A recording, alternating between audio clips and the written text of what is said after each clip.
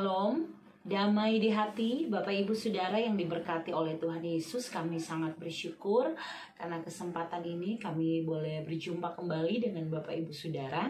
Dan seperti biasa kita akan membahas renungan Kristen. Di dalamnya kali ini kami akan mengambil dari MTPJ khususnya untuk pertanyaan-pertanyaan yang akan menjadi bahan diskusi di saat ini. Nah Bapak Ibu Saudara, di saat ini sebelum kita belajar firman Tuhan bersama-sama, mari kita berdoa. Bapa, di dalam nama Tuhan Yesus, kami mengucap syukur, kami berterima kasih, kami memuji memuliakan Engkau, Tuhan yang mengasihi kehidupan kami. Terima kasih untuk kesempatan bagi kami di saat ini. Tuhan menolong agar waktu ke depan dapat kami pakai dengan baik untuk berbagi kebenaran firman, dan itu menguatkan setiap kami. Bukan hanya setiap pendengar, tapi kedua hamba-Mu di tempat ini. Kami tidak berjumpa satu dengan yang lainnya, namun melalui doa ini kami meminta dalam nama Tuhan Yesus, biar hikmat Tuhan tambahkan agar masing-masing kami dapat menyampaikan apa yang menjadi isi hati Tuhan, dapat melakukannya dalam ketaatan dan kesetiaan. Kami terbatas, maka kami mohon ampuni, kasihani kami. Layakkan kami, tolong kami, berhikmat kemampuan, dan biar waktu ke depan ada dalam kendali Tuhan. Terima kasih Bapa di sorga, dalam nama Tuhan Yesus kami berdoa. Amin. Amin. Ya, kita akan ikuti untuk sepanjang minggu berjalan ini dari tanggal berapa ya? Tanggal 19 sampai tanggal 25 Maret 2023 ya. Dan tema di sepanjang minggu ini ciuman pengkhianatan ya. Yang terambil dalam Perjanjian Baru Markus 14 ayat 43 sampai ke 52 ya. Dan kita langsung saja ya pada pertanyaan pertama untuk kita diskusikan. Apa yang dapat kita pahami tentang tema ciuman pengkhianatan dari perikop Markus 14 ayat 43 hingga yang ke-52? Ya Bapak Ibu Saudara yang diberkati oleh Tuhan Yesus, ketika kita membaca kitab Markus ini, pastinya kita sudah punya referensi masing-masing, apalagi memang di video-video kami sebelumnya maupun dapat Bapak Ibu akses di mana saja. Injil Markus 1 dari Injil sinoptik itu ya, sehingga catatan-catatannya juga paralel atau banyak juga ditemukan dalam Injil lainnya, tapi juga dikutip dalam banyak tulisan-tulisan seperti surat Paulus dan sebagainya. Nah kali ini kalau kita lihat pertanyaan yang pertama, maka ini sebenarnya menunjuk pada sikap satu orang yang dibahas di dalam bacaan kita. Yang kalau kita lihat sebenarnya Markus 14 ayat 43 sampai 52 ini bicara tentang tokoh sentral, yaitu Tuhan Yesus sendiri. Dia yang kalau kita lihat dari pasal sebelumnya, setelah mereka makan malam, makan Paskah bersama, kemudian setelah ada cerita di mana Yesus dan murid-muridnya berdoa di Taman Getsemani, Yesus berdoa, murid-muridnya tertidur, dan bagaimana Yesus bergumul tentang hal itu. Kemudian ketika itu yang terjadi adalah bagaimana Yudas Iskariot yang menjadi inti dari bahasan tema ciuman pengkhianatan ini mulai melaksanakan aksinya. Kalau Bapak Ibu Saudara itu buka di pasal 14 ayat 10 sampai 11, di situ kita akan menemukan bahwa Yudas mengkhianati Yesus. Lalu pergilah Yudas Iskariot, salah seorang dari ke-12 murid itu, kepada imam-imam kepala dengan maksud untuk menyerahkan Yesus kepada mereka. Dan mereka sangat bergembira waktu mendengarnya, dan mereka berjanji akan memberikan uang kepadanya. Kemudian Yudas itu mencari kesempatan yang baik untuk menyerahkan Yesus. Maka kesempatan yang baik itu datang di saat selesai peristiwa di Taman Getsemani. Maka apa yang akan dilakukan oleh Yudas ini sudah direncanakan, karena memang sebelumnya dia suka ketemu dengan imam-imam kepala, serahkan ya, dan dia diiming-imingi, dijanjikan, diberikan uang. Nah Bapak Ibu Saudara, ciuman pengkhianatan itu sendiri itu nampak dalam teks kita ketika di pasal 14 ayat 44 ini perkataan dari Yudas ya, bahwa Yudas memberi kode begini.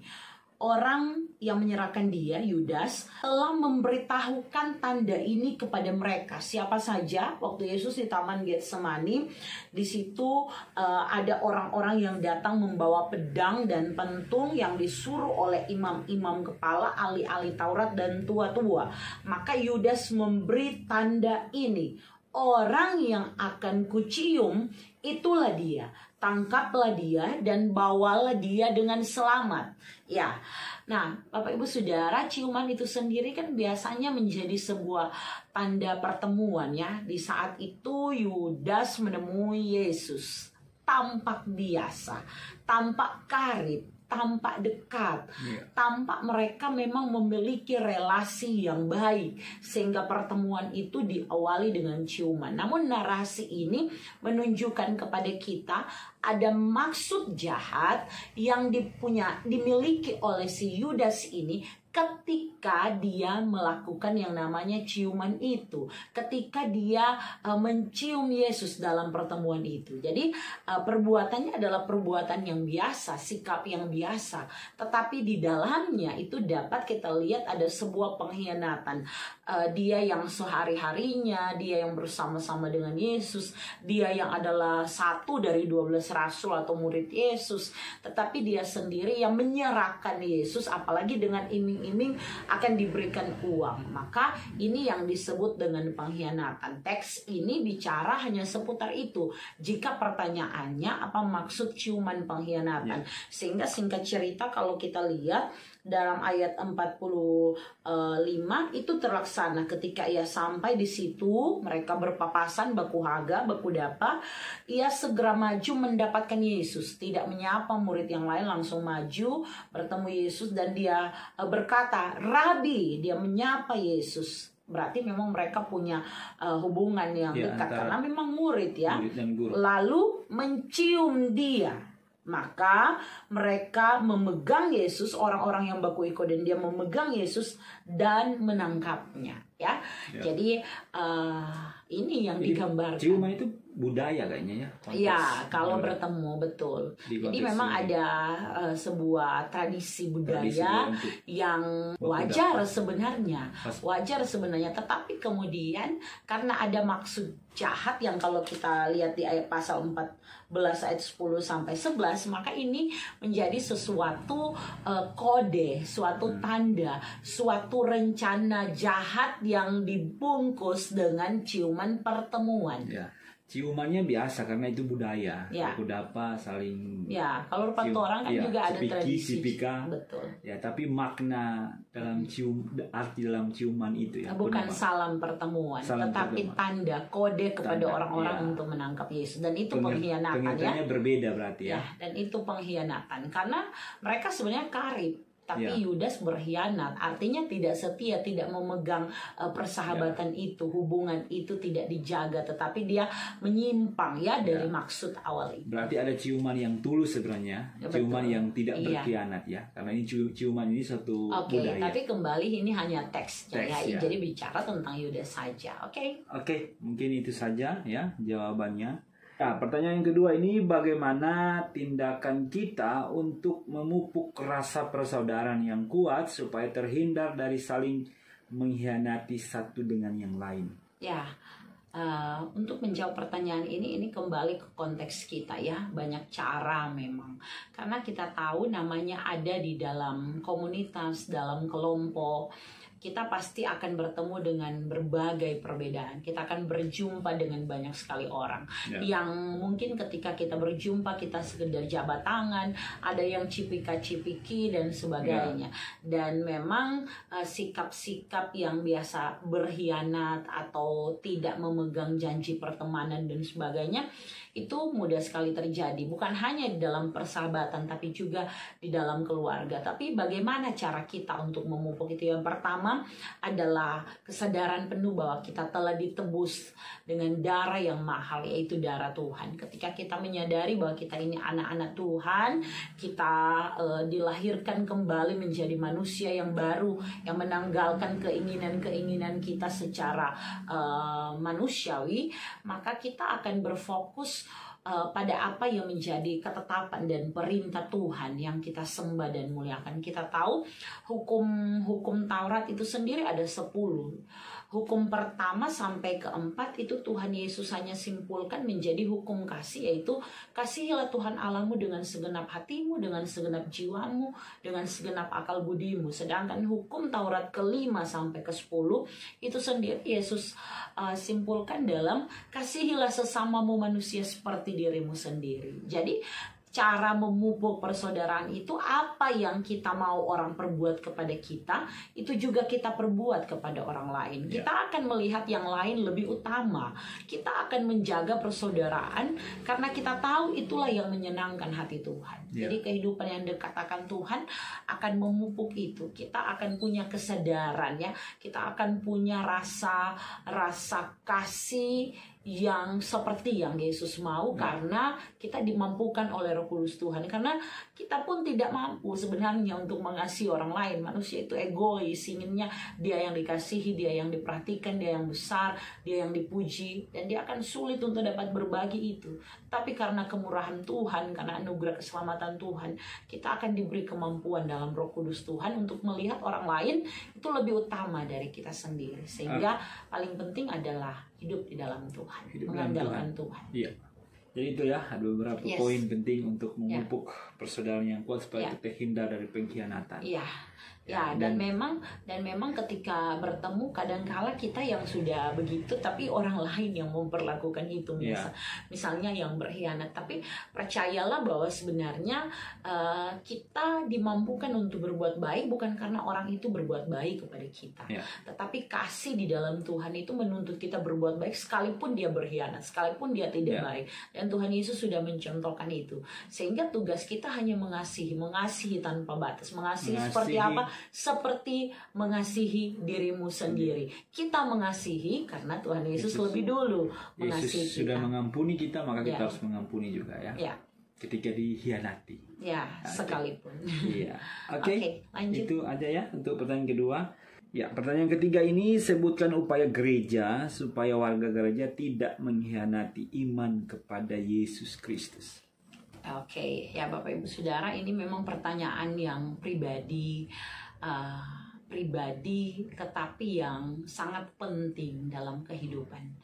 Karena memang apalagi dalam kondisi dunia yang seperti ini, krisis di mana-mana, kemudian berbagai kebutuhan yang mungkin mendesak, orang bisa saja menyangkal iman percayanya kepada Tuhan. Tetapi saya sendiri selalu percaya bahwa di tengah berbagai pergumulan pun, dengan memandang kepada salib Kristus dan dengan hidup bergaul dengan Tuhan secara pribadi, maka pegangan kita adalah pegangan yang kuat di dalam Tuhan, sehingga kita tidak akan mudah untuk diombang-ambingkan hanya karena masalah, hanya karena pergumulan. Sudah pernah kami bagikan di renungan kami yang lain bahwa dalam hidup ini selalu ada yang namanya pencobaan dan ujian. Pencobaan itu datangnya dari si jahat agar kita menjauh dari kasih Tuhan. Sedangkan ujian Tuhan berikan agar supaya kita dapat melewati berbagai hal untuk makin dekat dengan Tuhan. Jadi yang menjadi doa saya untuk saya pribadi secara spesifik adalah, Tuhan, tambahkanlah iman saya yang sangat terbatas ini. Beri kemampuan untuk dapat memupuk, memelihara iman percaya kepada Tuhan, untuk tidak meninggalkan kasih kebaikan Tuhan. Tuhan yang tidak pernah meninggalkan saya, meninggalkan kebaikan Tuhan apapun yang saya temui. Dan itu saya percaya tidak dapat saya juga lakukan kalau Roh Kudus tidak memberi kemampuan, tidak menolong saya pribadi. Ya, kalau saya tambahkan, karena ini berbicara gereja ya, jadi upaya gereja ya. Ini kan bentar lagi mau Paskah ya. Masukkan saja ini ya, supaya kita sama-sama membangun iman pertumbuhan kita secara rohani ya. Bisa ndak gereja-gereja ya, Gemim khususnya, ada kan beberapa gereja, semua sebenarnya sih, hanya beberapa gereja yang Paskah itu kok lomba lari, jalan sehat atau zumba ya. kebersamaan itu boleh nggak diganti dengan seminar-seminar ya tentang pastoral counseling, tentang kepemimpinan Kristen, karena saya yakin dengan pengetahuan seperti ini jemaat atau warga gereja sendiri mereka akan bertumbuh ya. Atau mungkin tema-tema yang lebih penting mengenai kepastian keselamatan. Itu saja sih, karena memang saya pernah ketemu juga sudah ada orang yang sudah lama Kristen, saya kenal juga, tapi ketika ditanya nanti kalau Bapak panggil Tuhan hari ini, Bapak yakin tidak diselamatkan? Dan orangnya menjawab tidak yakin. Alasannya karena saya masih banyak berbuat dosa. Dan ini sayang sekali ya pemahaman seperti ini, apalagi kita gereja Gemim yang reform, yang Calvinis ya. Saya baca Bertumbuh dalam Kristus, buku untuk pelayan khusus itu, merinding jika ada hal-hal yang sebenarnya kita sekedar kayaknya kesana tapi kesini tujuannya. Ya, atau mungkin pertanyaan mungkin kalau ada pendeta-pendeta Gemim ya, ketua jemaat yang ada di Gemim ingin menjawab, tidak apa-apa. Ini saya mau bertanya, apa hubungannya sebenarnya jalan sehat dengan Paskah? Hubungannya bisa dikomen. Seorang kayak lihat yang penting ada acara kebersamaan, tapi sebenarnya banyak momen gereja untuk merayakannya ya. Mungkin lebih ke momen-momen kebersamaan anggota jemaat itu bisa dilakukan di momen yang lain, tetapi kembali bahwa banyak loh di agama lain mengenal juga nabi yang lahir, kemudian kita juga tahu ada yang mati, tetapi yang bangkit satu-satunya itu hanya Tuhan Yesus. Sehingga jangan sampai kita merusak momen yang luar biasa ini dengan hal-hal yang unfaedah, dalam arti memang ada kebersamaan, memang ada tahu-tahu, tapi apa hubungannya dengan lagu-lagu dunia? Di dalam seminar juga kan kebersamaan sebenarnya. Cuma orang kayak capek begitu mau duduk ya. Tergantung ya. Kalau saya sendiri lebih suka ada seminar. Karena kenapa? Karena untuk dapat menguatkan diri sendiri, saya rasa perlu inputan melalui seminar, melalui pelatihan, dan itu sangat-sangat penting. Dan kita harus belajar dari sejarah kekristenan ya. Orang Kristen itu bertumbuh sampai sekarang ini kita jadi Kristen. Dia tidak terlepas dari persekutuan. Jemaat mula-mula itu kuat dalam pengajaran persekutuan. Saya pikir kalau seminar tentang keselamatan itu pasti dasarnya Alkitab, dasarnya adalah firman Tuhan. Kita berpijak dari situ. Maka Roma 10 ayat 17 berkata, jadi iman timbul dari pendengaran, dan pendengaran oleh firman Kristus ya. Nah, di sini kan temanya pertanyaannya sebutkan upaya gereja supaya warganya tidak mengkhianati iman, juga bicara tentang iman ya. Bagaimana iman itu mereka bisa bertumbuh, tidak menjadi tetap setia ya dengar firman Tuhan. Ya kalau di saat Paskah Sumba, di saat Paskah jalan sehat. Dan sebenarnya bukan cuma Paskah juga, dalam setiap pengajaran, dalam mimbar-mimbar gereja jangan sampai jadi tawar ya pengajaran kita. Ya, mungkin itu sih nanti berkembang oleh Bapak Ibu Saudara. Ya. Tergantung referensi yang Bapak Ibu cari ya. Bapak Ibu Saudara, menutup diskusi di saat ini dalam renungan MTPJ, mari kita berdoa. Tuhan Yesus, terima kasih, Engkau sangat baik, Engkau menolong kami di saat ini.